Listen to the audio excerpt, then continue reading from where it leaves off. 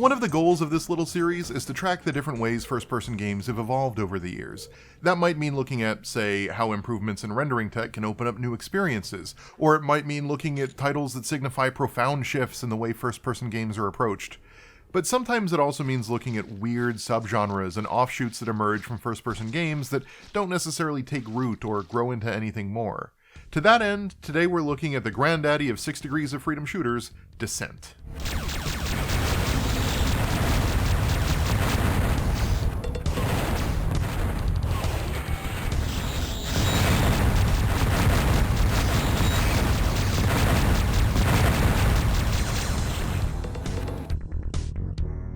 In Descent, you play as an opportunistic freelance pilot with no scruples, hired by the Post-Terran Mining Corporation to clean up their messes.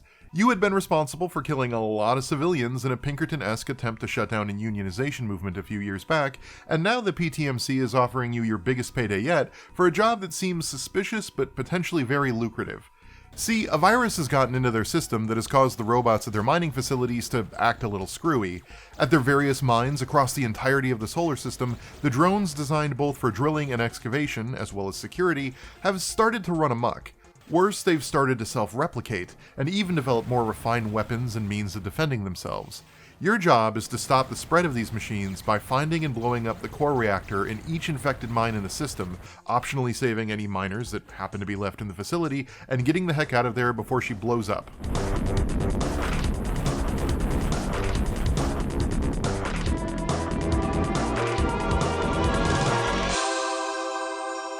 The hook, for those who haven't played it, is that because the game is set in space, and with you driving a vehicle, you're given 6 degrees of freedom. That's the ability to both move and rotate across all 3-dimensional axes, so you can move forward and backward, up and down, left and right, as well as adjust your pitch, roll, and yaw.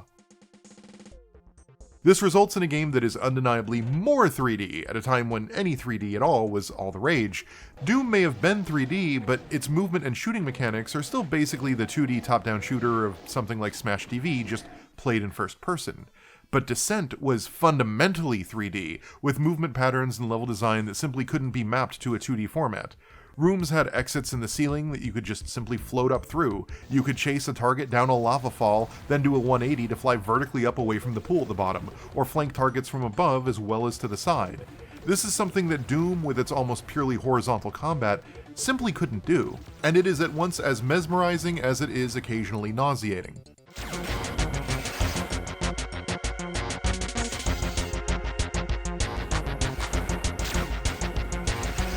Now, to be clear, like a lot of exciting new and different things, Descent wasn't cut from whole cloth. There had been countless first-person flight sims that existed prior to Descent, going all the way back to vector graphics games in the early 80s, which by necessity tended to simulate movement around all 6 axes. The 2 developers who founded Parallax, the company that made Descent and would eventually become Volition, actually met one another while working on flight simulators, and their experience played heavily into their plans for Descent. And space combat games like Origin's Wing Commander or LucasArts' X-Wing and TIE Fighter series had enabled players to fly around in first person in space for years before Descent came out in 1995. Heck, just a year before, in 1994, System Shock had its cyberspace hacking minigame take place in 3D mazes where there really was no definite up. So it's not like games with 6 degrees of freedom of movement were completely unheard of, or that first-person titles hadn't experimented with this concept of abstract tunnels with no easy way to tell what way is up or down before Descent. What Descent did was mix the idea of a full 6 degrees of freedom of movement with, well, a whole lot of influence from Doom. The battles in Descent are nothing like the tactical, cat-and-mouse dogfighting of combat simulators that rely on relative positioning and predicting the movements of your enemies. This is straight-up run-and-gun circle strafing, just with more directions to strafe, where controlling your movement requires enough attention and dexterity that it feels a bit like piloting a ship, even if the actual rules of movement are closer to running around in a traditional FPS. There's no penalty for hitting walls or crashing, there's no complex docking or takeoff maneuvers, there's not even a ton of inertia you have to control for. There's just enough to give your vehicle a sense of heft, but never enough that you feel like you aren't in complete control. The overall sensibility is less Red Baron and more Castle Wolfenstein. And the developers were transparent about the fact that they leaned on id Games to determine what features to add or cut, which is why the game doesn't really have any cutscenes to speak of, but does include 3 primary color-coded keycards to unlock doors. And while I can't find any official source that quotes it as an inspiration, saving random people in a confusing set of tunnels and then trying to get out before the place explodes is very Hover Tank, and it's kind of cool that we're still referencing that game 5 episodes in. With its barely there story and emphasis on taking movement ideas honed in flight sims and applying them to what is very clearly an id FPS formula, Descent feels a bit like an experiment in formalism, a game that exists just to toy with its particular twist on existing design rubrics and see what shakes out. And such an experiment could probably only come about there in 1995. For one, it was an era where having a joystick could be a reasonable requirement to play a game. There was a time when flight sims were some of the most popular games on the market for PCs, and flight sticks were a comparatively common PC gaming accessory. But that wouldn't always be the case. In a 2011 interview with PC Gamer, Jim Boone, a producer at Volition, said as much when he noted that joysticks were a common input at the time of Descent's release, but were less common by the time Free Space 2 came out in 1999. This is less of a problem now in an era of ubiquitous dual analog controllers and USB joysticks, but the late 90s through to about 2010 would certainly feel a lot more hostile towards a game that really needed analog stick inputs in order to sing. You can play Descent with a keyboard, but I don't think anyone would realistically recommend it, and even all of my footage was recorded with a dual analog controller. But more than the availability of joysticks, in 1995 3D games were still just being figured out, and that included how players were going to move around in them. It's kind of hard to fathom now, with over 2 decades of dual analog sticks as standard inputs and WASD as an accepted default movement system in first-person games, but for several years we were still figuring out and experimenting with what moving in a 3D space should be like. Looking Glass games had their lean buttons and their physical momentum, id games focused on speed and horizontal movement that minimized verticality, and third-person cameras wouldn't even start to be figured out until 1996, when games like Tomb Raider started showing what didn't work and games like Super Mario 64 showed what did. So 1995 seems like a natural point to ask, we have 3D now, we have all of these axes of movement, why not use them in an action shooter? And in its best moments, it's easy to see the appeal. The fights are no more intense than what other first-person games were offering at the time, but they were more complicated, requiring far more spatial processing.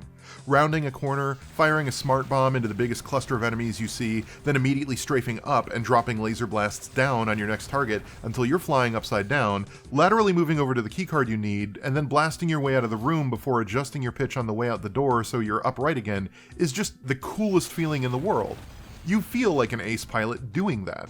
When the timer starts counting down and you have 45 seconds to get to the level's exit, ideas like being upright suddenly matter far less than the fastest way to snake your ship to the tunnel that leads to the airlock. You'll be flying upside down and sideways as long as you can get through the door and get out of there. It can confer this sense that you've mastered a world where up and down don't mean anything and space is relative. The same mind-expanding sense that you can see the space around you in a new light that, say, Portal managed. We live in a 3D world, but we tend to operate on 2D planes, and having to actually think three-dimensionally is surprisingly difficult, but also kind of rewarding. Going back to it now, one thing I notice is that it's much harder to get lost in the tunnels than when I played Descent as a kid. Some of this might just be a lifetime of playing 3D games, I tend to map spaces in my head as I explore them, but it's also not as abstract or confusing as I thought. It's occasionally a bit subtle, and it is super easy to get turned around, but there is an actual up and down in Descent's levels. Lights tend to be placed on the top surface of any hallway, while lava or water pools at the bottom. Exits are usually in a ceiling, directing you on how to escape to the surface, while the humans you save are all firmly planted on the ground. And the game has a bit of a soft lock system that tries to align you to the nearest surface, reducing the amount of time you just spend at like an awkward 45 degrees askew. The game's auto-mapping system, that marks walls, doors, and items as you see or get near enough to them, also proves invaluable. You will have to consult it frequently to figure out where to head next, but it's quite effective at communicating how to get to the next unexplored area, missed keycard, or unopened door. It can occasionally be easy to get turned around and not know which way is up in Descent, but it's hard to not know which way to go in Descent, and I'm thankful for that. It works really well. All of this results in a game that's far less nauseating and confusing than I remember from my childhood, and really lets you focus more on the second-to-second combat than worrying about where to go or how to get there. What hasn't aged as well is the actual combat. Descent borrows a lot from Doom, but one thing it failed to borrow was any sense of a defensive game. In Doom, you can paint enemies to juggle who's attacking and easily dodge incoming fire, even incoming fire that tends to home in on your location a little bit. And hit-scan monsters have terrible accuracy. They were a threat, but only if you got real close to them, or let them take potshots at you for too long, or faced them in huge numbers. Descent didn't really take any of those lessons, and the result is a game that feels designed to grind players down. The homing missiles from enemy ships are basically guaranteed damage against you that are exceptionally difficult to avoid reliably. Hit-scan enemies open fire almost instantly as soon as they see you, and with near-perfect precision, making them your highest priority targets. And health orbs that replenish your shields are not only rare, but confer a scant 15 shields out of 100 when you manage to find them. In addition, level design seems poised against you. Ambushes around tight corners and monster closets are common, further increasing the amount of damage players are more or less forced to just tank. Fancy flying can mitigate some of it, but only some. In place of an ability to play defensively, Descent has a system of lives, much like older id titles. Each time you die, you respawn at the beginning of the level with none of the equipment you'd gained. But unlike id titles, the power-ups, weapons, and enemies don't reset. Monsters you've killed remain dead, and power-ups you've picked up remain gone. This results in some interesting strategies. You can pick up weapons you already have for more ammo, or leave them in case you die and you need access to another weapon. Most of the time though, it just leaves you underpowered and vulnerable until you can reach where you died and collect all your gear. This is particularly dangerous because it's likely that where you died was an area of intense conflict, meaning you're now going back into a place where you died fully armed, and are trying to get all that stuff back while taking nigh unavoidable damage from robots that killed you the last time. So dying doesn't just mean losing a life, but often not being able to be back on your feet until you've sustained additional damage in the next life. This tendency towards punishing players dying and game overs, combined with a lack of real narrative thrust and an emphasis on high scores, makes the whole thing feel much more like an arcade game, which even by 1995 feels a bit archaic and weird. Doom and Marathon had already moved away from this approach in previous years. And this, combined with the game taking place in a variety of tunnels, which over time all began to blur together, make the game's then standard 30 levels seemingly stretch out forever. Where the original Doom's 30 or so levels felt oddly small and beatable in just a few hours, much of Descent is spent dying and retracing your steps, or save-scumming the same encounter over and over and over again to end it with a satisfactory level of health because you know you'll just lose it later. It's not a miserable experience. Again, the highs of getting the controls down and manipulating yourself through complex twists and turns and maneuvers while still successfully defeating enemies and saving humans can be quite satisfactory. It's just that those moments come as the 4th, 5th, 10th attempt at clearing a room with minimal damage, lest you lose an unnecessary life and then have to take the walk of shame back to your stuff. Then with the room cleared, you save and move on to the next room to start the process over.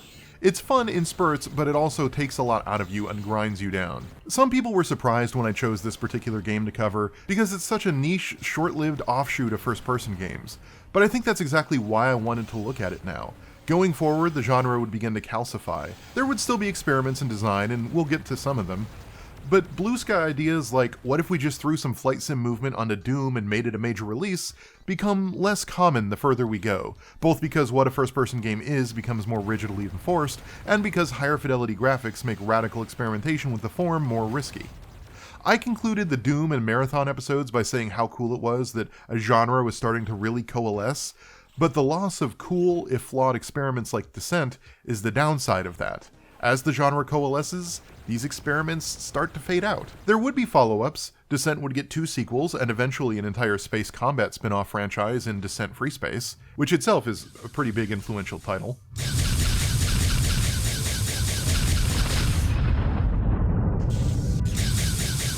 And there would be titles that explore the same general ideas. Terminal Velocity came out just 2 months after Descent in May of 1995, and its Windows 95 sister project, Fury 3, Fury Cubed, came out in August.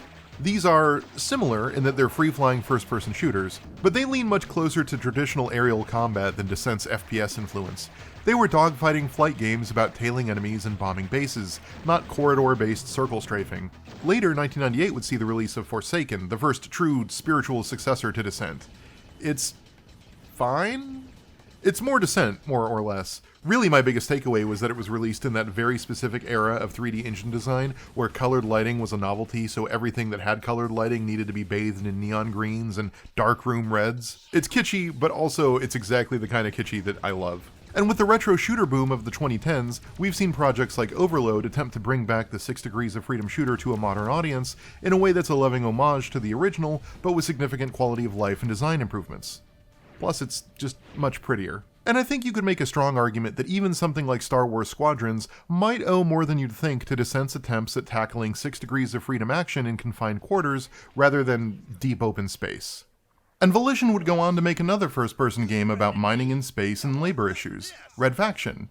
So it's not like Descent contributed nothing or left no legacy, its influence lives on, and echoes of it can still be heard today. And that's not bad for a game that was envisioned as basically, Doom, but with flight controls.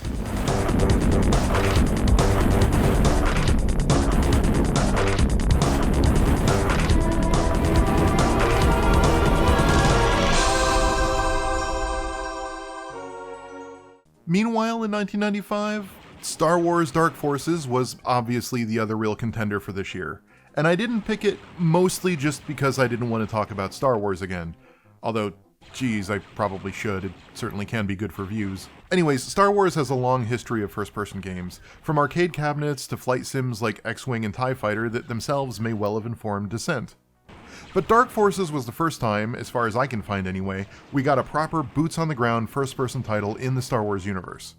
It's notable for pulling the focus away from the Jedi stuff. A new stormtrooper that can take out a rebel base that quickly? I should have kept working for the Empire.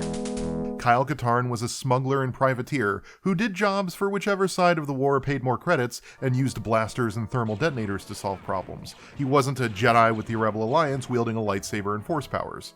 Not yet, anyway.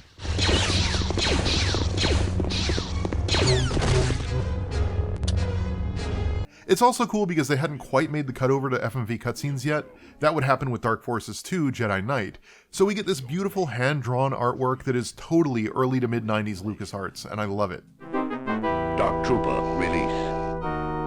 And yes, I'd be remiss if I didn't point out that this is indeed the game that introduced the Dark Troopers, that did recently once again become canon in the second season of The Mandalorian.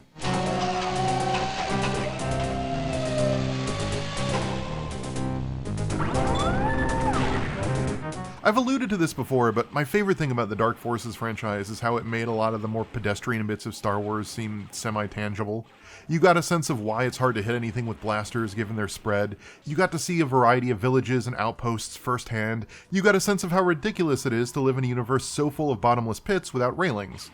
Before Black Spire Outpost and Batuu, these games were how Star Wars developed a sense of, at least virtual, physicality, as spaces you could visit or interact with. And I'll always have a soft spot for them because of that. You there, stop where you are. Meanwhile, Marathon 2 Durandal was released, this time both for Mac and IBM-compatible Windows machines, though not on Windows machines till 1996. Marathon 2 greatly expanded its scope by focusing on the player not just being a lackey subject to Durandal's whims, but a pawn in a war between multiple competing AIs, each with their own motivation, all against a backdrop of alien lore that spans millennia. Marathon was well written, but fans generally agree that Marathon 2 and Marathon Infinite, where the story expands into a true science fiction epic, is really where the game gets good. Jumping Flash is an early example of a first-person platforming game released for the PlayStation. It mostly holds up shockingly well.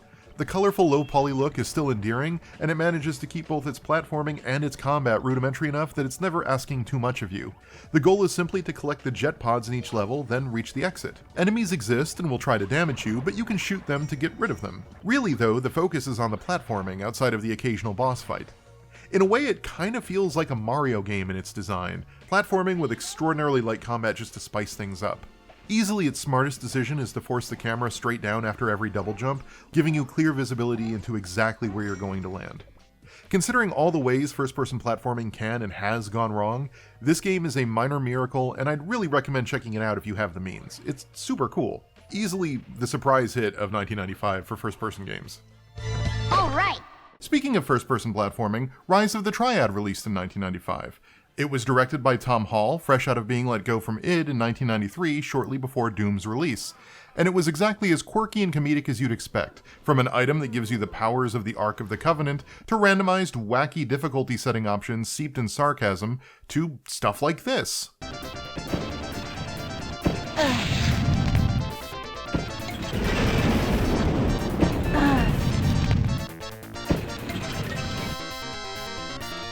Heck, one of the characters' names is Ian Paul Freely, or IP Freely, which at that point in the 90s was probably more of a Simpsons reference than anything. It's funny, but it's a bizarre thing to play in 2020. A mishmash of holdover World War II and Nazi enemy stuff from when the project was originally a Wolfenstein follow-up, mixed with a lot of 80s action movie bravado that was 3D Realm's hallmark, sprite-based jump pads and floating platforms and an engine simply not designed for them, and cool ideas like enemies playing dead in combat that feels too shallow for any of it to really be enjoyable. As ever, Tom Hall's goofball sensibility is welcome in a genre that can take itself way too seriously, but I do think the overall package here never really gels. If I could risk my own Simpsons reference, it's less chocolate and peanut butter and more gum and nuts. Finally, there was William Shatner's Tech War. Based on the series of science fiction crime novels ghost-written by Ron Goulart, Tech War is one of those games whose reach exceeds its grasp. It's not really an open world game per se, but it has a central hub via the subway that lets you reach various levels, each of which is a sprawling few city blocks full of civilians, cops, and criminals. And your goal is to play as each of the various characters to kill specific tech dealers. Tech in this universe is basically if the Matrix was a drug you could take.